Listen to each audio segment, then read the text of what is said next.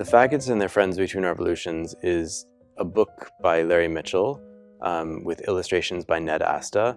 And it's a book that Larry Mitchell thought he was writing as a children's book at first. And so it has this tone of a bedtime story. And somewhere in writing it, he realized it wasn't a children's book, but it was a sort of story for adults. The book was out of print for a long time, and my collaborator, the composer Philip Venables, he went to Burning Man one summer and someone passed him a photocopied version of the book, and he read it in a sandstorm in a tent. And then he started sending me photos of pages, and we would talk about these pages because it's so revelatory, the book. It was like reading a prophecy.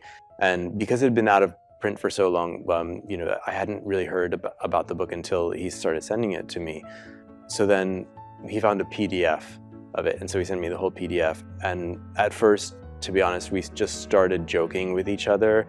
Oh yeah, we should turn this into an opera. It didn't quite end up being an opera, but I think back when we first discovered it, it felt so fresh and radical that the idea of doing a music theater piece felt very far-fetched. But then 10 years later, it happened. Both of us are such fans of the book, so it started off with the fear that we would not live up to the book, that we would mess it up. But then when we were commissioned to make it, and that was after talking to a lot of companies about it, and finally one came forward and said, yes, we'd be willing to commission it.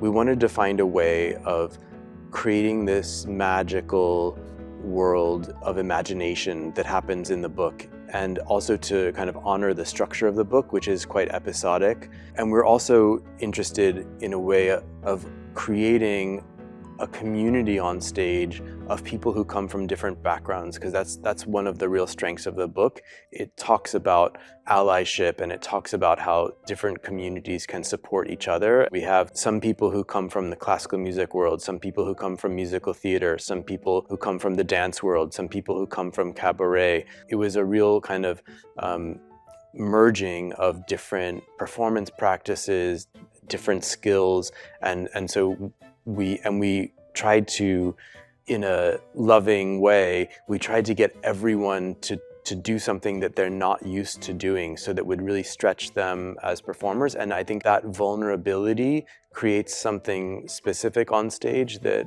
you don't see very often, which is someone who is doing something that they're maybe not trained in the same way, but through working with each other, those things still achieve a kind of virtuosity. And I think that it's a kind of virtuosity of community, again, which is maybe more interesting than an individual virtuosity to me.